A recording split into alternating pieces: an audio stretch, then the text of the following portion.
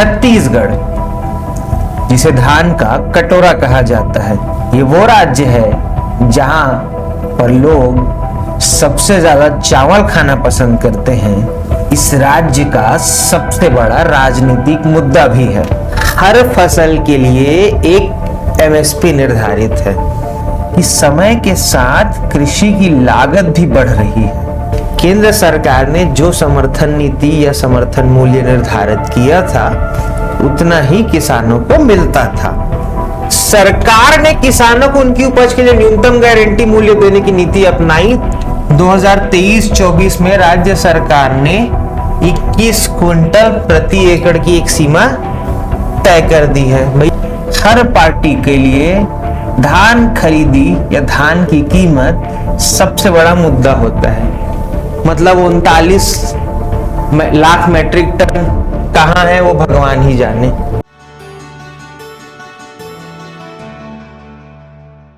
छत्तीसगढ़, जिसे धान का कटोरा कहा जाता है, और इसे धान का कटोरा कहने का कारण स्पष्ट है। राज्य में धान की या चावल की पैदावार, ये वो राज्य है जहां पर लोग सबसे ज्यादा चावल खाना पसंद करते हैं, और यही धान इस राज्य का सबसे बड़ा राजनीतिक मुद्दा भी है। मुद्दा इस बात का नहीं कि इसमें पैदावार से जुड़ा हो, मुद्दा इसकी खरीदी से जुड़ा हुआ है। हर साल अक्टूबर से लेकर जनवरी फरवरी माह तक यह मुद्दा राज्य में सबसे टॉप पर रहता है।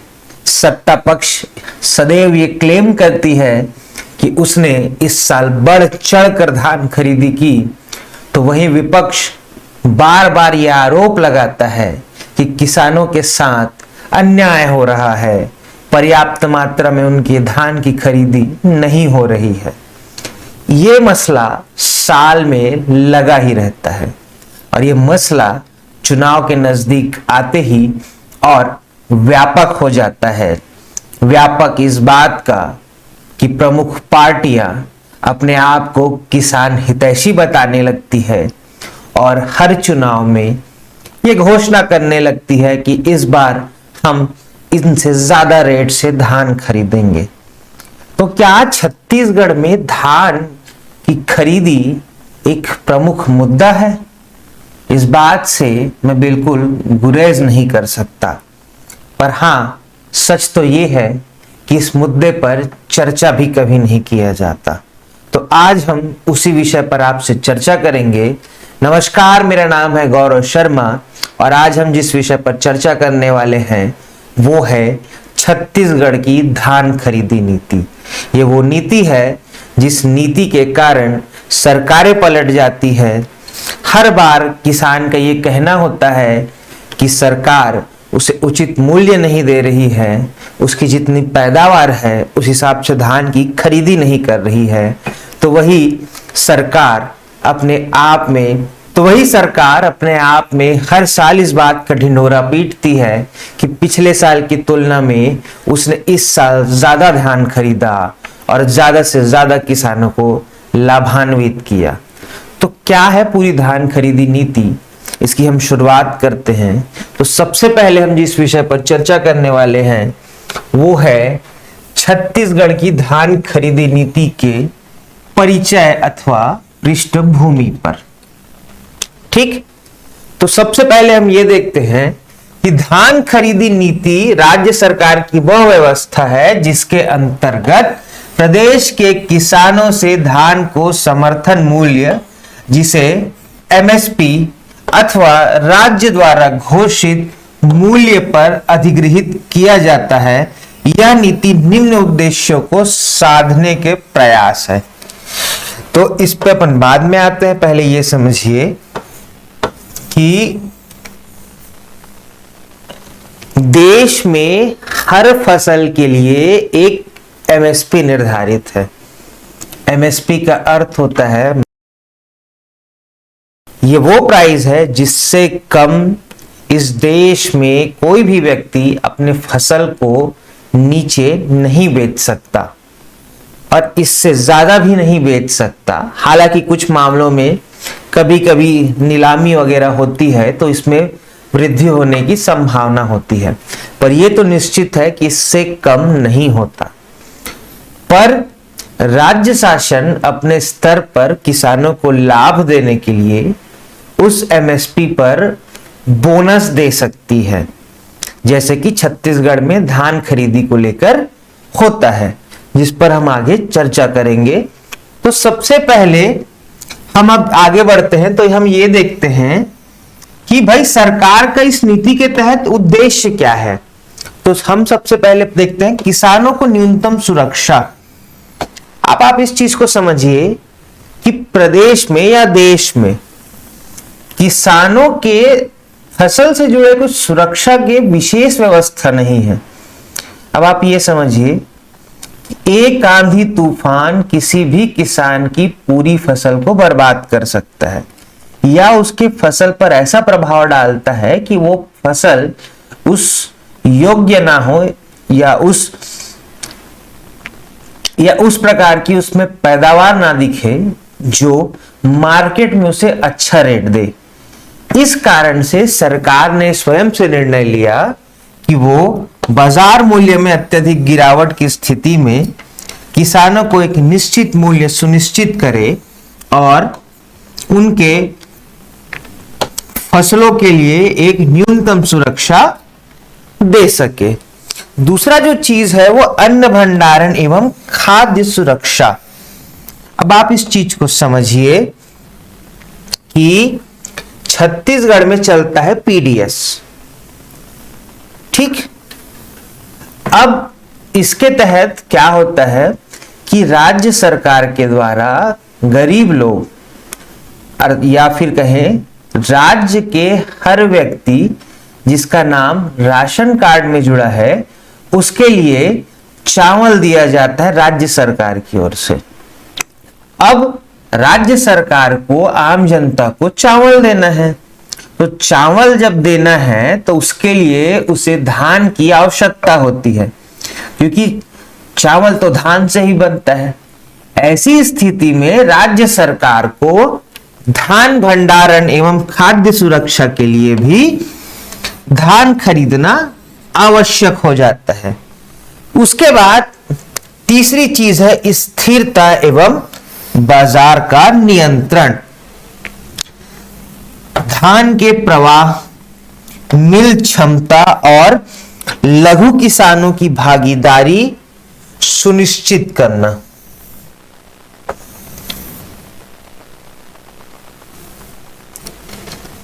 कैसे, फिर से बता रहा हूं भाई, स्थिरता और बाजार का नियंत्रण। धान का प्रवाह इन द सेंस कि भाई धान का आवक जावक, भाई कहीं मंडी में ज्यादा बिक रहा है, कहीं मंडी पे कम बिक रहा है, कोई कम रेट में खरीद रहा है, कोई ज्यादा रेट में खरीद रहा है। उसके बाद मिल क्षमता। मिल क्षमता का मतलब ये होता है कि भाई मिलों में क्षमता से ज्यादा कार्य ना हो या इतना भी प्रोडक्शन कम ना हो जिससे लोगों को धान की कमी हो जाए। तीसरी चीज है छोटे किसानों के साथ जो सबसे बड़ी दिक्कत ये होती है कि उनके फसल की मात्रा कम होती है। ऐसी स्थिति में किसान बड़े मंडी में जाकर या बड़े क्षेत्रों में जाकर अपना माल नहीं बेच सकते या उनको माल बेचने में उस प्रकार का फायदा नहीं होता जिसको सुरक्षित करने के प्रयास से इस व्यवस्था को प्रदेश में लागू किया गया है। चौथा चीज है राज्य आर्थिक संतुलन। अब ये क्या कहता है कि राज्य सरकार को यह अवसर मिलता है कि वह स्थानीय चावल उद्योग, सहकारी संस्थाओं व मिलिंग सेक्टर को सुसंगठित कर सके। जैसा कि मैंने आपको बताया कि भाई चावल खरीदकर सरकार को बांटना होता है, तो ये अवसर हो गया। स्थानीय चावल उद्योग, ठीक, चावल का जो उद्योग है उसमें धान को चावल में कन्वर्ट करेगा, सहकारी संस्थाओं व मिलिंग सेक्टर को सुसंगठित करके इसका वितरण करेगा। इसके अलावा छत्तीसगढ़ राज्य सरकार ने खरीफ मार्केटिंग सीजन KMS ये 25-26 हेतु एक धान खरीदी एवं कस्टम मिलिंग नीति paddy procurement and custom milling policy को लागू करने का निर्णय लिया है। अब एक पॉलिसी क्या है? इस नीति में यह ढांचा रखा गया है कि राज्य सरकार समर्थन मूल्य पर धान खरीदेगी और खरीद के बाद मिलिंग प्रक्रिया स्थानीय मिलों को सौंप सकती है। इसके अलावा किसान पंजीकरण, उपार्जन केंद्रों की व्यवस्था, digital platform, slot booking, KYC आदि तथा समयबद्ध भुगतान हेतु सुनिश्चित करने संबंधी प्रावधान शामिल है। किसके तहत? राज्य आर्थिक संतुलन के तहत। अब हम आगे बढ़ते हैं। ये तो पृष्ठभूमि और परिचय पर आपसे चर्चा हो गई। अब इस चीज को समझिए कि कोई भी चीज का एक इतिहास होता है और इतिहास को जानना इसलिए महत्वपूर्ण होता है कि वर्तमान कड़ी को समझना है तो अतीत से जुड़ना जरूरी है, क्योंकि इस अतीत के ही माध्यम से आप बेहतर तरीके से समझ पाएंगे कि चीजें आज कैसे वर्क कर रही है। तो सबसे पहले ये समझते हैं छत्तीसगढ़ की धान खरीदी का ऐतिहासिक पृष्ठभूमि। अब पहले देखते हैं राष्ट्रीय स्तर की पृष्ठभूमि। क्यों? क्योंकि छत्तीसगढ़ बना 2000 में, पर धान खरीदी जो है वो छत्तीसगढ़ बनने से पहले से चलते आ रही है। तो हम इसको पहले राष्ट्रीय स्तर पर देखते हैं।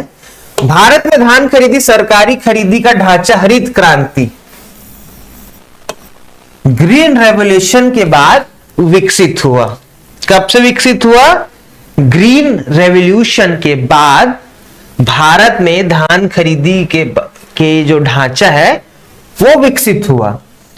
अब इस चीज को याद रखिए, 1965 से 66 में केंद्र सरकार ने भारतीय खाद्य निगम FCI का गठन किया ताकि किसानों से धान गेहूं की खरीदी सुनिश्चित हो सके।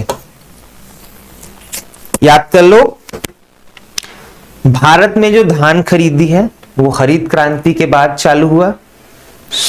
1965-66 में केंद्र सरकार ने भारतीय खाद्य निगम, ठीक, FCI का गठन किया, जिसका काम क्या है? धान गेहूं इसके अलावा अन्य फसलों को खरीदने के लिए एक रेट सुनिश्चित कर सके। उसके बाद 1965 में आता है commission for agriculture cost and prices. कब आया? 1965 में आया commission for agriculture and cost and prices, ठीक। अब इस कमीशन में आने के बाद क्या हुआ कि इसकी स्थापना हुई। किस कारण? जिसका कार्य था कृषि लागत का आकलन कर न्यूनतम समर्थन मूल्य की सिफारिश करना। अब इस चीज को समझो कि भाई कमीशन बनाए। कमीशन का बनाने का सिर्फ और सिर्फ उद्देश्य यह था कि समय के साथ कृषि की लागत भी बढ़ रही है। ऐसा तो है नहीं कि पिछले साल अगर आपने 10 एकड़ को खेती करने में 5 लाख रुपए लगाए तो इस साल भी आपको 10 एकड़ की खेती करने में 5 लाख रुपए ही लगेंगे, है ना। तो इस कारण से इस कमीशन की स्थापना की गई जो हर साल जो लागत है उसका आकलन करेगी और आकलन के आधार पर सरकार को सुझाव देगी कि भाई इस समय खेती करने की जो एक न्यूनतम लागत है वो इतनी है। जिसके बाद आप ये समझिए कि भाई सरकार किसानों को उस रेट पर दे जिससे उनकी खेती का खर्चा भी निकल जाए, प्लस किसानों को भी एक ऐसा मूल्य मिल जाए जिससे वो अपनी जीविकोपार्जन को कर सके। इस नाम से 1965 में commission for agriculture cost and price की स्थापना की, जिसे सरल भाषा में CACP कहते हैं। इस नीति का उद्देश्य क्या था किसानों को न्यूनतम मूल्य गारंटी देना जिससे वह घाटा में न जाए और देश की खाद्य सुरक्षित निश्चित हो, जैसा कि हमने आपको पहले ही बता दिया। अब मध्य प्रदेश काल में चलते हैं। क्यों? क्योंकि 2000 से पहले छत्तीसगढ़ मध्य प्रदेश का महत्वपूर्ण अंग था, या यूं कहे वो क्षेत्र जो उसे खनिज संपदा और बिजली से सुसज्जित करता था। क्योंकि कुछ दिन बाद प्रदेश में राज्योत्सव है, राज्य 25 वर्ष का हो रहा है, तो ये आपके लिए भी एक महत्वपूर्ण बात है। मध्य प्रदेश काल की बात करते हैं तो छत्तीसगढ़ 1 नवंबर 2000 तक मध्य प्रदेश का हिस्सा था। उस समय धान खरीदी मुख्यतः MP state civil supplies corporation, मतलब मध्य प्रदेश सहकारी वितरण समिति के द्वारा धान की खरीदी की जाती थी। किसान खरीदी प्रक्रिया में सीधे नहीं जुड़ पाते थे, उन्हें प्रायः व्यापारियों को कम कीमत पर धान बेचना पड़ता था। अब इस चीज को समझिए भाई, किसी व्यक्ति का आधा एकड़ खेत है, ठीक। अब मान लो वो मध्य प्रदेश के समय में गौरेला पेंड्रा मरवाही का किसान है। अब उसको अगर धान बेचना है तो वो आएगा आपका बिलासपुर के धान मंडी में, ठीक। अब उसकी लागत ही 50,000 रुपए है। उसको गौरेला से बिलासपुर लाने का खर्च 10,000 हो गया, तो उसकी जो टोटल कॉस्टिंग हो गई 60,000। और उसको यहां पर आकर बेच रहा है तो धान की क्वालिटी खराब है, कीड़े लग गए थे, XYZ बोलकर 40,000 रुपए में खरीदा जाता है। तो भाई ये तो किसान को लॉस है। ये परिस्थितियां पूर्व में थी, जिस पर सुधार किया गया राज्य बनने के बाद। तो क्या हो गया? उसके बाद बनता है छत्तीसगढ़ राज्य, ठीक। अब जब छत्तीसगढ़ राज्य बना तो 2000 में राज्य गठन के बाद छत्तीसगढ़ सरकार ने किसानों की आय को सुरक्षा प्रदान करना मुख्य केंद्र बनाया, ठीक। क्या हुआ? 2000 में जब छत्तीसगढ़ अलग हुआ, ऑफिशियल धान का कटोरा हमें मिल गया।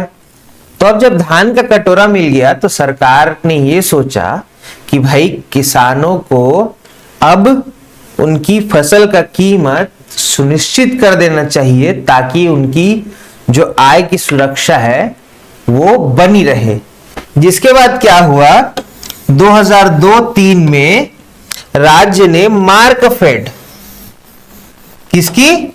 2002-03 में मार्कफेड की स्थापना की, Chhattisgarh state corporation marketing federation. क्या चीज?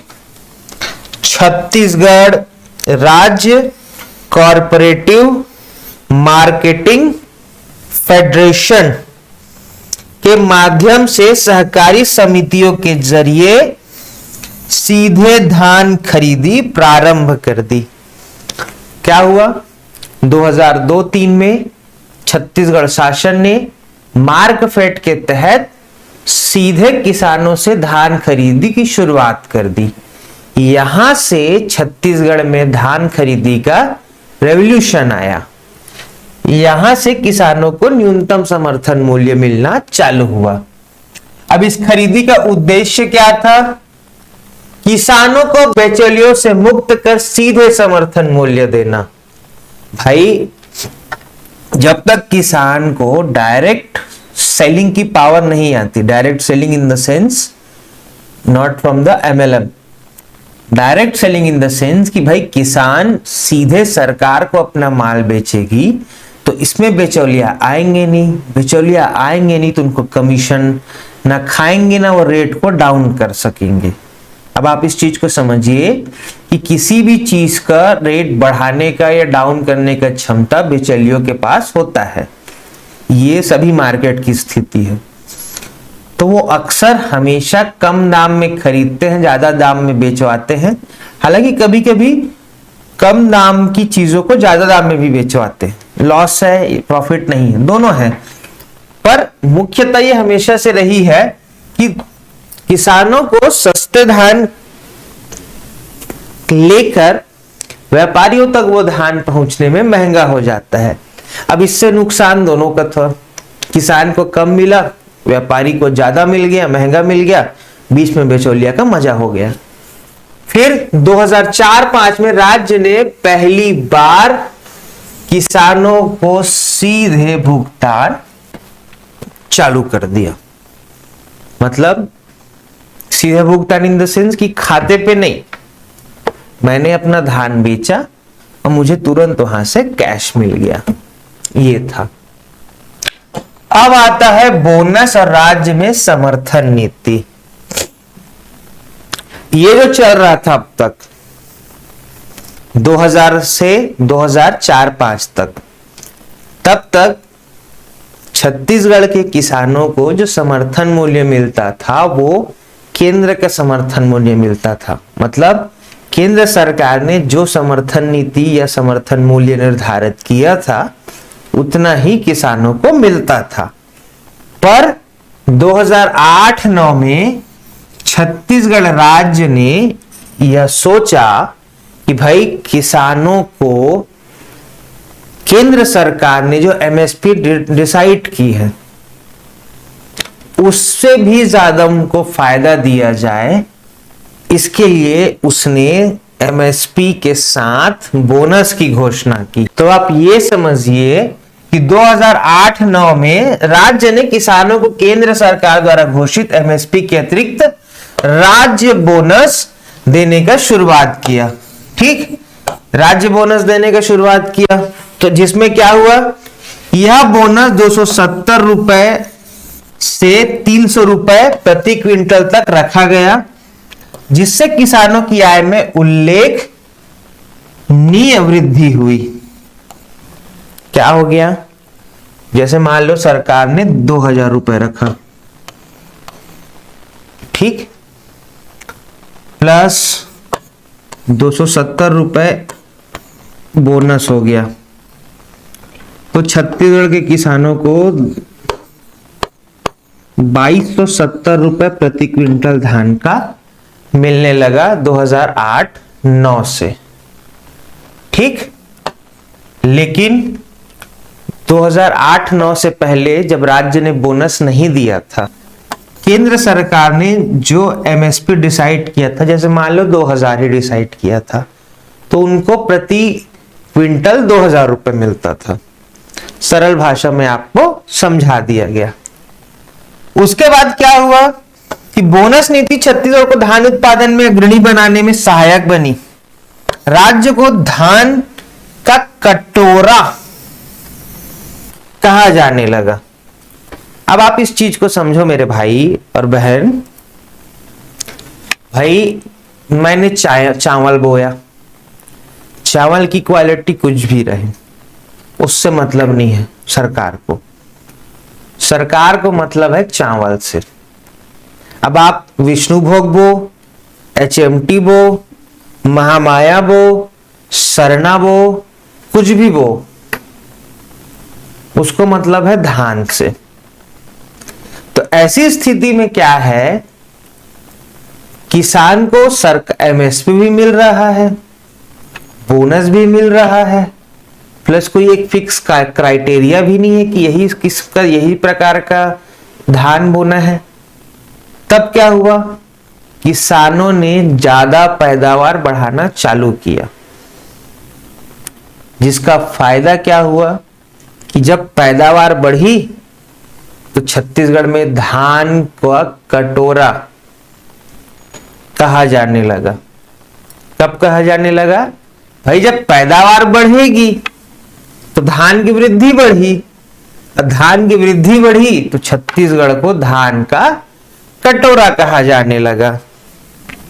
अब उसके बाद क्या हुआ, इस अवधि में केंद्रीय खरीदी केंद्रों का डिजिटल रिकॉर्ड, ग्राम स्तर पर समिति और भंडारण क्षमता का विकास हुआ, सोसाइटी। इसके बाद क्या हुआ, 2014 में आ जाते हैं मोदी जी। ठीक, और मोदी जी आते हैं, बात करते हैं डिजिटल इंडिया की। तो डिजिटल इंडिया की बात करते हैं तो किसानों को भी डिजिटल करने का सोचते हैं। तो उन्होंने क्या किया, 2015 के बाद से सरकार को आदेश दे दिया कि भाई धान खरीदी नीति को लागू करो। ठीक, डिजिटल धान खरीदी नीति को लागू करो। तब लागू करना है तो क्या क्या होगा उस डिजिटल धान खरीदी नीति में, किसान का पंजीकरण होगा कि भैया मैं गौरव शर्मा एक किसान हूं, मेरी जमीन यहां है, इतना एकड़ मेरा है, इसका आंकड़ा सरकार के पास होगा। कागज पे नहीं कि सरपंच ने लिख दिया, पटवारी ने लिख दिया, नहीं, पूरा खाता बही तहसील से ये रहेगा। उसके बाद क्या होगा, ऑनलाइन टोकन सिस्टम आएगा। इसमें क्या होता था कि पहले के जमाने में मैं मान लो बेचने गया, मैं जब बेचने जाता था तो मेरी पारी आते तक कई दिन गुजर जाते थे। तो ऐसी स्थिति में किसानों को सुविधा देने के लिए भाई मेरा धान कब तौल आएगा, यह बात कैसे निर्धारित होगा, इस नाम से सरकार ने एक सिस्टम बनाया कि भाई ई टोकन सिस्टम होगा कि भाई मेरा धान 25 तारीख को इतना बजे से इतना बजे तक उसका मापन होगा, उसका वेरिफिकेशन होगा, तो मेरे को इतना टाइम अपने धान के साथ इतना बजे पहुंचना है। इससे क्या हुआ, किसानों को सुविधा मिली, इस नाम से ई टोकन सिस्टम लाया गया। उसके बाद ई केवाईसी, ई केवाईसी किस लिए, वेरिफिकेशन के लिए कि भाई आप अमुक व्यक्ति हो, आपके नाम पे ये जो दस्तावेज है सब सही है, आपका ये बैंक खाता नंबर है और ये इस खाते नंबर पर आपको इतना समर्थन मूल्य मिलेगा। उसके लिए ई केवाईसी हो गया। भुगतान की डिजिटल ट्रैकिंग, डिजिटल ट्रैकिंग क्यों जरूरी है, ताकि किसी के भी हक को ना मारा जाए। एक बार पूर्व प्रधानमंत्री राजीव गांधी ने मजाक में कहा था कि मैं दिल्ली से अगर 1 रुपए भेजता हूं तो गांव पहुंचते तक वो 15 पैसे हो जाता है। तो ऐसा स्थिति ना हो कि भाई दिल्ली से एमएसपी भेजी जा रही है और गांव पहुंचते तक वो बचबई ना करे, या मिले भी तो इतना मिले कि बेचारे का बीज ना आए अगले साल का। तो इस चीज को दूर करने के लिए भुगतान की डिजिटल ट्रैकिंग कर दी गई और डेटा को पारदर्शिता से जोड़ा गया। कैसे जोड़ा गया, किसान का पंजीकरण हो गया, मतलब किसान पता चल गया कि भाई मैं किसान हूं, मेरा इतना इतना एकड़ खेत है। ऑनलाइन टोकन सिस्टम से मेरा डेट आ गया। अब मैं भाई किसान का पंजीकरण हुआ, जिस किसान का इस तारीख को टोकन कटा और इतना उसका धान निकला, फिर उसका वेरिफिकेशन होगा, वेरिफिकेशन के बाद उसको पैसा डल गया। तो भाई ये तो पूरा पारदर्शी सिस्टम हो गया ना। मार्कफेड, एनएफडी और एफसीआई तीनों संस्थानें धान खरीदी, मिलिंग और भंडारण के समन्वयक बन गए।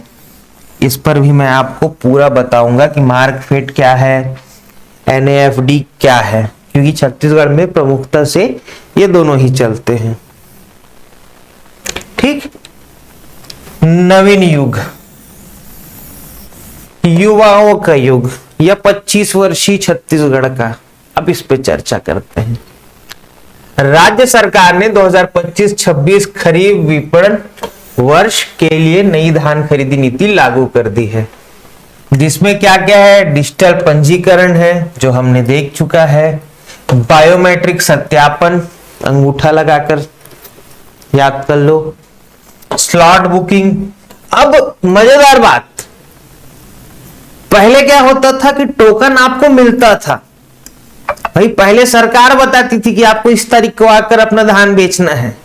अब आप खुद बस स्लॉट बुकिंग कर सकते हो कि आज मेरे पास टाइम है, मैं जाके धान बेचूंगा इस अमुक तारीख को। तो ये परिवर्तन आ गया है। ठीक। एवं कस्टम मिलिंग को नीति का आधार बनाया गया। यह नीति पूर्व वर्षों की तुलना में अधिक पारदर्शी, तकनीक आधारित और किसान हितैषी कही जा रही है।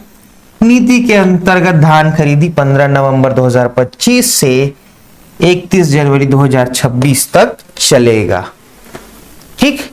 तो क्या अंतर आया प्रमुख रूप से इसमें? प्रमुख रूप से बस अंतर इतना ही आया है कि डिजिटलीकरण पहले भी था 2015 के बाद से, डिजिटलीकरण अभी भी है।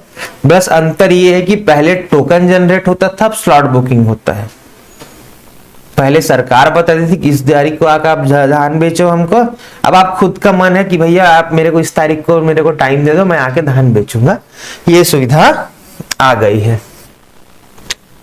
अब आप इस चीज को समझो, बार बार मैं इस चीज को चिल्ला रहा हूं, MSP MSP MSP MSP, minimum support price.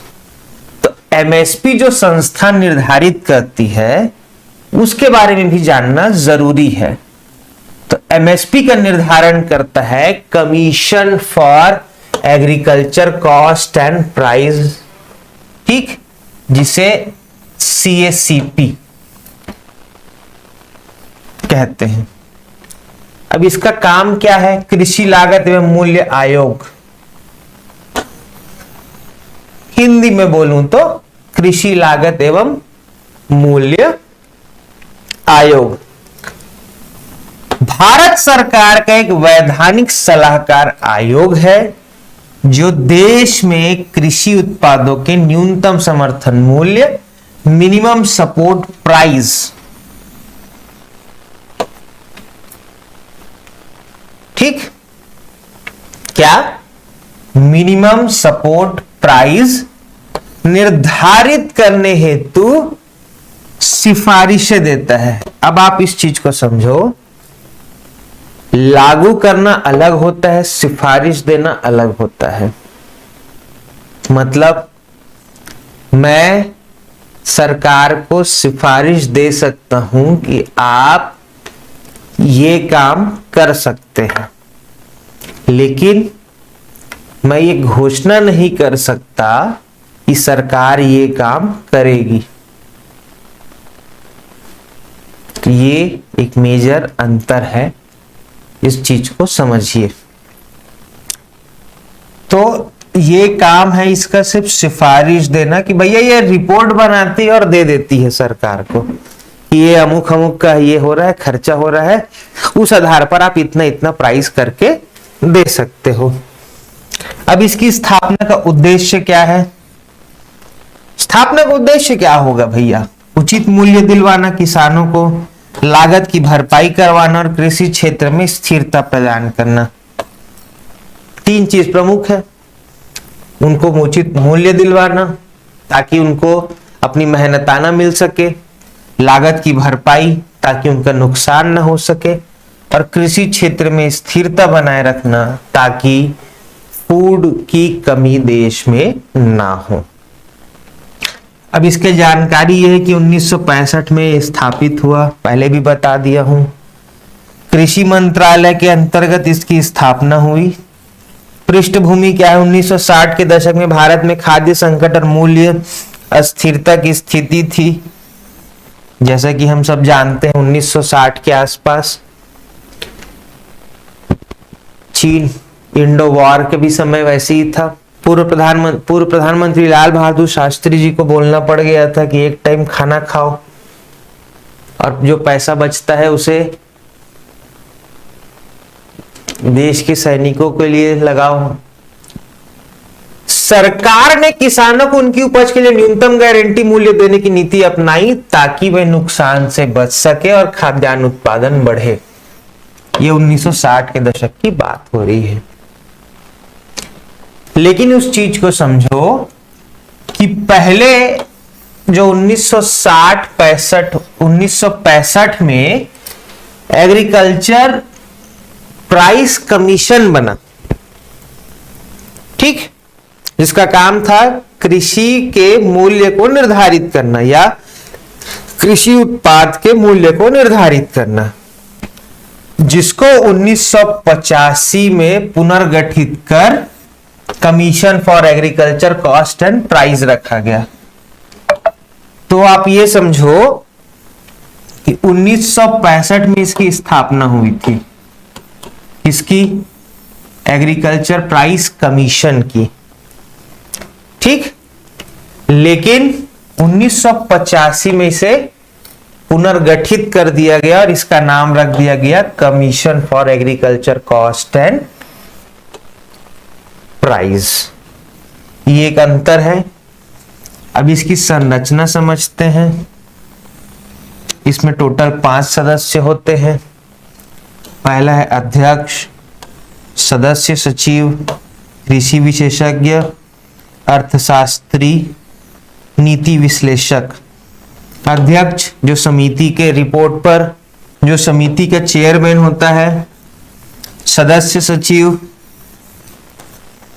जिनके नेतृत्व में समिति रिपोर्ट बनाती है, कृषि विशेषज्ञ जो रिपोर्ट बनाने में मदद करते हैं, अर्थशास्त्री जो बजट को ध्यान में रखते हैं और नीति विश्लेषक इनका कार्य होता है जो नीति बन रही है उसका विश्लेषण करना, उसका प्लस माइनस ये चीज निकालने, सरल भाषा में कहा जाता है। और जो अन्य सदस्य होते हैं ये सदस्य कृषि मंत्रालय द्वारा नियुक्त किए जाते हैं।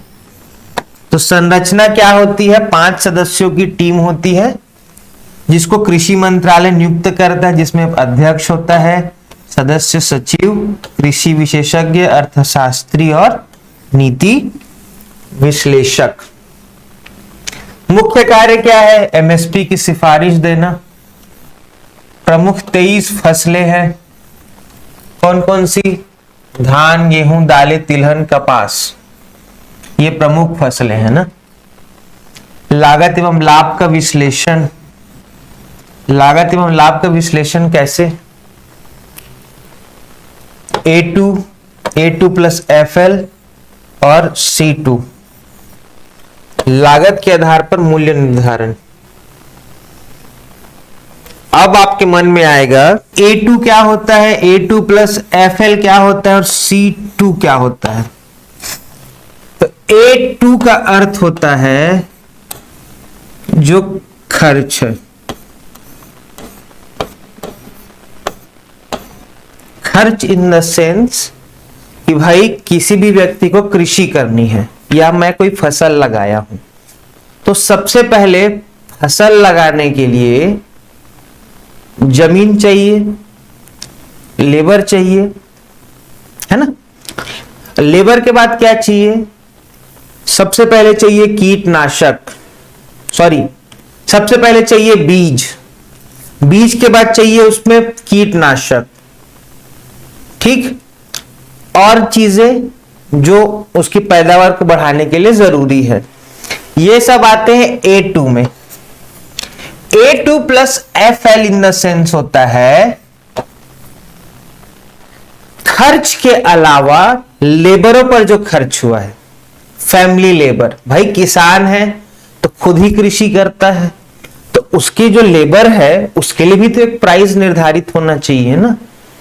या मैं फ्री में अपने खेत पे काम करता रहूंगा, मैं कायदे से अगर दूसरे खेत में काम करूंगा तो एक प्राइस मुझको मिलेगा मेरे रोजगार के लिए।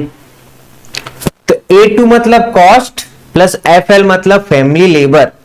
तीसरा जो है आपका C2, C2 का मतलब होता है एक्चुअल कॉस्ट। इस कॉस्ट में आपका क्या क्या आता है?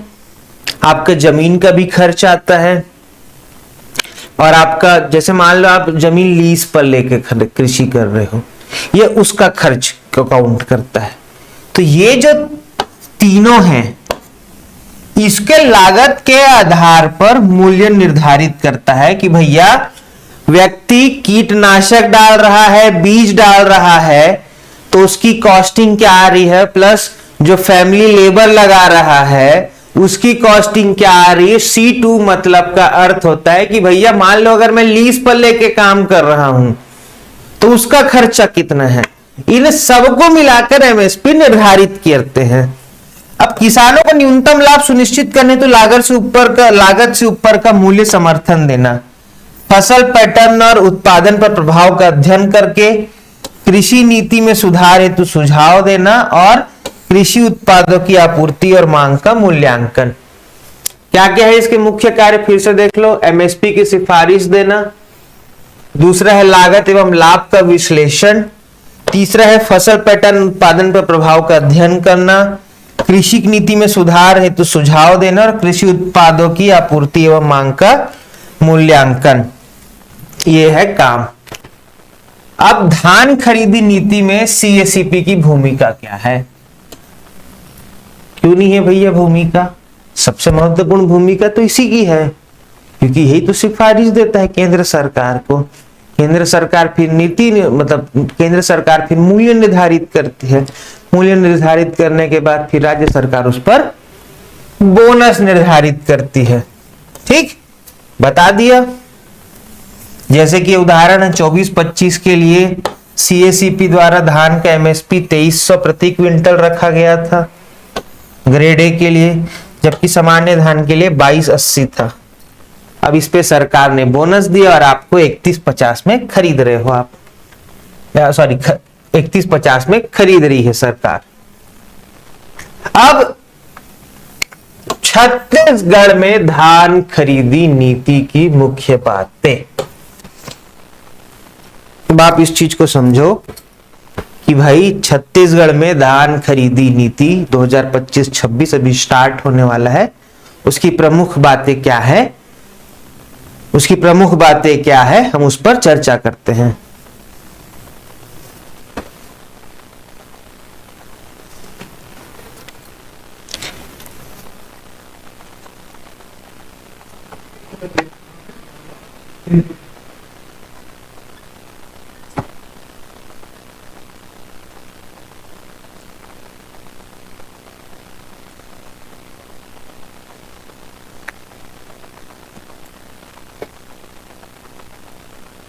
तो मुख्य बातें जो है उसको ध्यान से देखते हैं। मुख्य बात में क्या है, खरीदी आरंभ एवं समाप्ति तिथि 15 नवंबर 2025 से 31 जनवरी 2026 तक। इस बार टारगेट क्या सेट किया है राज्य सरकार ने, 16 मिलियन टन, मतलब 160 लाख मीट्रिक टन। अब समर्थन मूल्य कितना है, 3100 प्रति क्विंटल। कैसे होगा, 2300 रुपए सरकार ने निर्धारित किया है, ठीक है, प्लस 800 रुपए राज्य सरकार बोनस देगी। कितना हो गया, 3100 रुपए। ठीक, उसके बाद है सामान्य धान के लिए 2300 का बोनस है और 800 मिलकर यह कुल दर बनी है। पंजीकरण सत्यापन है, जैसा कि आपको पहले ही बताया था 31 अक्टूबर तक 2025 तक करवा सकते हैं। बायोमेट्रिक वेरिफिकेशन है, eKYC व्यवस्था लागू रहेगी।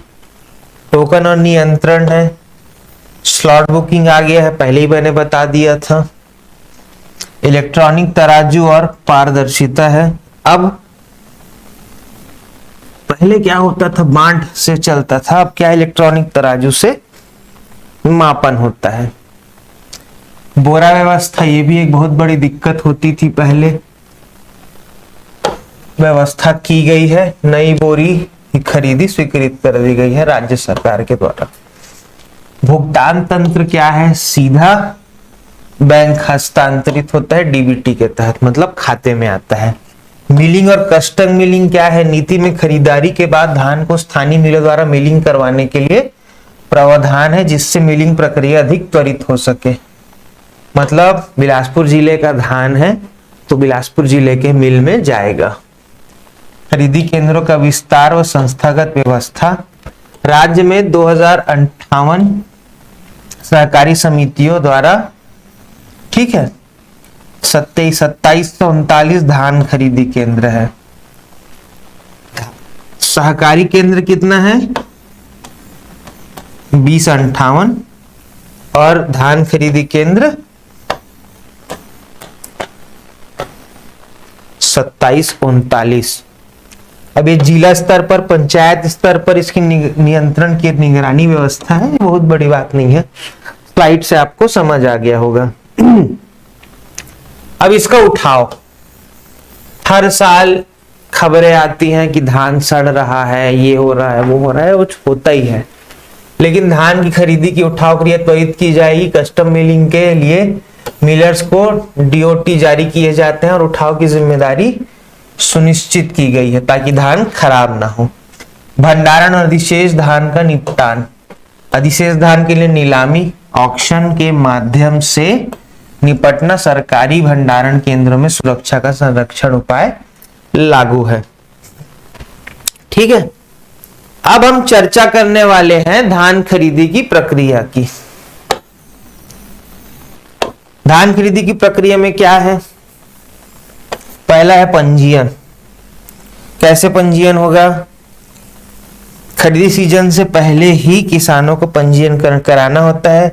यह पंजीयन समिति द्वारा स्तर पर होता है या ऑनलाइन आजकल ऐप आ गया है ई खरीदी, एग्रीस्टैक, इसके तहत भी आप अपना पंजीयन करवा सकते हैं। किसान का भूमि रिकॉर्ड, खसरा, खतौनी, बैंक खाता, आधार के लिए ई केवाईसी करवाना पड़ेगा। 2025-26 से ई केवाईसी और मोबाइल वेरिफिकेशन अनिवार्य हो गया पंजीकरण के लिए। अब उसके बाद है कि भाई पंजीकरण हो गया तो धान खरीदी केंद्र का भी निर्धारण करना पड़ेगा। प्रत्येक गांव या समूह ग्राम के लिए एक खरीदी केंद्र है। केंद्र का संचालन प्राथमिक कृषि साख समितियों के द्वारा किया जाएगा। ठीक है, संख्या कितनी है? 2739 खरीदी केंद्र है पूरे राज्य में 25 के अनुसार। तौल एवं गुणवत्ता के परीक्षण के लिए क्या है? धान की नमी सीमा 17% से ज्यादा निर्धारित है कि भाई धान की नमी सीमा 17% तक होनी चाहिए। उससे ज्यादा नमी है फिर धान नहीं खरीदना जाएगा। अस्वीकृत धान की मात्रा किसान को वापस की जाती है। मतलब जिस धान में 17% से ज्यादा नमी होती है वो धान किसानों को वापस कर दिया जाता है। भुगतान प्रक्रिया क्या है? सीधा कैश आता है अकाउंट में और क्या है?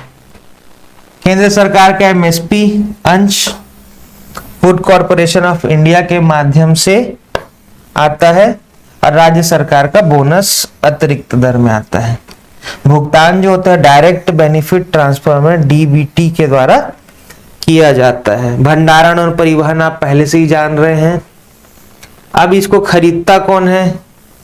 छत्तीसगढ़ में प्रमुखता से मार्कफेड और नागरिक आपूर्ति निगम, यही दोनों है, यही दोनों खरीदते हैं। अब अगला टॉपिक है नीति और नियंत्रण। एमएसपी का निर्धारण है केंद्र सरकार द्वारा सीएसीपी के अनुशंसा पर तय किया जाता है। राज्य बोनस नीति क्या है? राज्य सरकार के द्वारा एमएसपी के ऊपर अतिरिक्त बोनस की राशि दी जाती है। प्रति एकड़ सीमा 2023-24 में राज्य सरकार ने 21 क्विंटल प्रति एकड़ की एक सीमा तय कर दी है। भैया नीति और नियंत्रण क्यों जरूरी है पढ़ना समझना? क्योंकि आपको यह पता चल जाए कि भैया एमएसपी का निर्धारण कौन करता है, बोनस कौन देता है, एक एकड़ में कितना क्विंटल धान खरीदना है, इन सब की जानकारी होना चाहिए। समय अवधि कौन निर्धारित करता है ये भी जानकारी होना चाहिए। 15 नवंबर से जनवरी तक चलता है। भुगतान की अवधि क्या है कि भाई जैसे मैंने आज 1 तारीख को धान बेचा तो 7 से 8 तारीख तक मेरे अकाउंट में खाता आ जाएगा। ये प्रणाली में केआईसी बायोमेट्रिक वेरिफिकेशन और टोकन तुहर हाथ, ये चीज नया चालू हुआ है ना, नया मोबाइल ऐप है टोकन तुहर हाथ, ये चालू हुआ है। अब हम पढ़ते हैं छत्तीसगढ़ में मार्कफेड। अब हम चर्चा करने वाले हैं मार्कफेड का। ठीक, मार्कफेड का फुल फॉर्म क्या है? Chhattisgarh corporative marketing federation limited, जिसे सरल भाषा में मार्कफेड कहा जाता है। इसका इंस्पेक्टर वगैरह की जॉब निकलते रहता है मार्कफेड का, जिसे राज्य के सहकारी विपणन समितियों का शीर्ष संघ माना जाता है। मार्कफेड क्या है? छत्तीसगढ़ का सबसे बड़ा संगठन है धान या फसलों की खरीदी बिक्री के लिए। इसकी स्थापना 1 नवंबर 2000 को हुई। राज्य के गठन के साथ अस्तित्व में आया। इसका पंजीकरण संख्या 216 है और इसका पंजीकरण दिनांक 31/10/2000 को हुआ है। मुख्यालय रायपुर है। डिस्ट्रिक्ट कार्यालय हर राज्य के जिलों में कार्यालय है इसका। मुख्य कार्य क्या है? किसानों से धान की खरीदी करना एमएसपी पे, मिनिमम सपोर्ट प्राइस, कृषि इनपुट्स जैसे रासायनिक उर्वरक, कीटनाशक, बीज की आपूर्ति करता है। भंडारण है, ओपन स्टोरेज आदि का निर्माण व प्रबंधन है। समर्थन मूल्य संचालन, कृषि उत्पादों की वाणिज्यिक गतिविधियों को नियंत्रण करता है। सरकारी एजेंट के रूप में खरीदी, आपूर्ति और वितरण का कार्य करता है। इसका संरचना नेटवर्क है। मुख्यालय है, जिला कार्यालय है। राज्य स्तर पर अपेक्स संघ, अपेक्स बैंक्स आपने नाम सुना होगा, इसका अध्यक्ष वगैरह भी आता है। इसमें इसका भी जॉब रहता है, उसको याद रखना, जिसमें सहकारी समितियां, मेंबर सोसाइटी सम्मिलित होती है। सदस्य विपणन समितियां, स्थानीय सहकारी समितियां आदि जुड़े होते हैं। विशेष अनुदान व समर्थन है। ये बहुत ज्यादा डीप पढ़ने की जरूरत नहीं है, बट आपके नॉलेज के लिए इसको बताया जा रहा है। आपके लिए बेसिक मार्कफेड से जुड़े 3 चीजें हैं। पहला इसका नाम, दूसरा इसकी स्थापना, पंजीकरण नहीं याद करोगे तो चलेगा, दिनांक है, इसका कार्य। ठीक, ये 3 चीजें जरूरी है, इसको याद कर लेना मार्कफेड में। बाकी ये चीजें आपके लिए जरूरी नहीं है। अब है NFD, national agriculture corporative marketing federation of India limited. इसका भी ज्यादा कुछ जानने की जरूरत नहीं है, मूल परिचय और चेक छोड़ो। पूरा नाम क्या है? National agriculture corporative marketing federation of India limited, NAFED. इसकी स्थापना 2 अक्टूबर 1958 को गांधी जयंती के दिन हुई थी। कानूनी स्वरूप क्या है? Multi state corporative societies act के अंतर्गत पंजीकृत है। कानूनी स्वरूप इन द सेंस रजिस्ट्रेशन का है। मुख्यालय है, नई दिल्ली है। इसका नेटवर्क क्या है? जैसे मार्कफेड है वो सबसे बड़ा प्रमुख मुख्यालय रायपुर में है, बाकी हर जिले में है। ठीक वैसी नाफेड का कहाँ है? 4 क्षेत्रीय कार्यालय है, दिल्ली, मुंबई, चेन्नई, कोलकाता, प्लस हर राज्य में एक जोनल कार्यालय है। प्रमुख 4 महानगरों में इसका क्षेत्रीय कार्यालय है और हर राज्य में इसका जोनल कार्यालय है। इसका उद्देश्य, मिशन वही है मुख्यतः जो नाफेड का था, सॉरी वही है जो मुख्यतः मार्कफेड का था। अब इसकी जो कार्य गतिविधियां हैं वो देख लो कि प्राइस सपोर्ट, स्कैम, ये चीजें हैं। मैं आपको इसका डिटेल ज्यादा इस नाम से नहीं बता रहा हूं क्योंकि नीचे मैं इसके पूरा स्लाइड का लिंक दिया हुआ हूं, तो आपको जो भी पढ़ना है वो आप पूरा जाके स्लाइड से पढ़ सकते हैं। जो प्रमुख प्रमुख चीजें हैं वो आपसे हम साझा कर रहे हैं, ठीक है। ये भी नहीं है। अब इसके साथ जो प्रमुख उत्पाद और बनाम विरोध भी है वो भी देख लीजिए कि दिक्कत क्या है। धान खरीदी जो नीति है छत्तीसगढ़ में राजनीति का एक सबसे बड़ा मुद्दा है। क्यों? क्योंकि धान खरीदी नीति हर चुनाव में हर पार्टी के लिए धान खरीदी या धान की कीमत सबसे बड़ा मुद्दा होता है।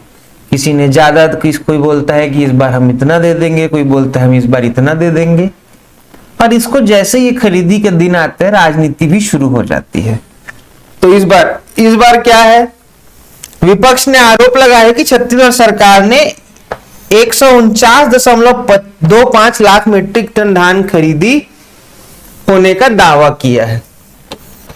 ठीक है, जबकि राज्य में उत्पादन आंकड़ा 110.11 लाख मीट्रिक टन दिखाया गया है। मतलब 39 लाख मीट्रिक टन कहां है वो भगवान ही जाने। ठीक, इसके अलावा ये विपक्ष के नेता है चरणदास महंत जी, उन्होंने आरोप लगाया है कि भैया 39 लाख टन धान कहां से लाए आप। एक समस्या छत्तीसगढ़ में यह भी है कि बार बार दिक्कत यह आती है कि कुछ लोगों का यह कहना है कि लोग बाहरी राज्यों से धान मंगवाते हैं और उसको बेच देते हैं। ये एक दिक्कत है। तो इसी बात को लेकर नेता प्रतिपक्ष चरणदास महंत ने कहा कि भैया 110 तो हुआ है और आप बोल रहे हो कि हमने 149 खरीद लिया, तो 110 में से 49 कह रहा है, तो ये 39 कहां से लाए आप। अच्छा प्रश्न है, विपक्ष की भूमिका है पूछना, तो अच्छा सवाल है। अब इसके बाद इस पर सरकार ने क्या बोला कि सरकार का ये बोलना है कि भैया 2024-25 सीजन में रिकॉर्ड खरीदी 149 मीट्रिक टन के बावजूद राज्य सरकार ने लगभग 35 लाख मीट्रिक टन चावल धान की खुली नीलामी के लिए निकालने का निर्णय लिया। विपक्ष ने कहा कि इस नीलामी से राज्य को लगभग 7,000 करोड़ का वित्तीय घाटा हो सकता है। इसको छोड़ो, राजनीति है, चलेगा। अब उठाव ना होना धान खरीदी का एक सबसे बड़ा प्रमुख मुद्दा है। ये हर साल सड़ने लग जाता है धान। तो इसमें क्या हो गया कि मीडिया रिपोर्ट्स में यह बात सामने आई कि कुल खरीदी केंद्रों में लाखों क्विंटल धान अभी उठाए जाने बाकी हैं। मतलब 2025-26 की धान खरीदी चालू हो गई है, लेकिन अभी तक 24-25 का स्टॉक क्लियर नहीं हुआ है।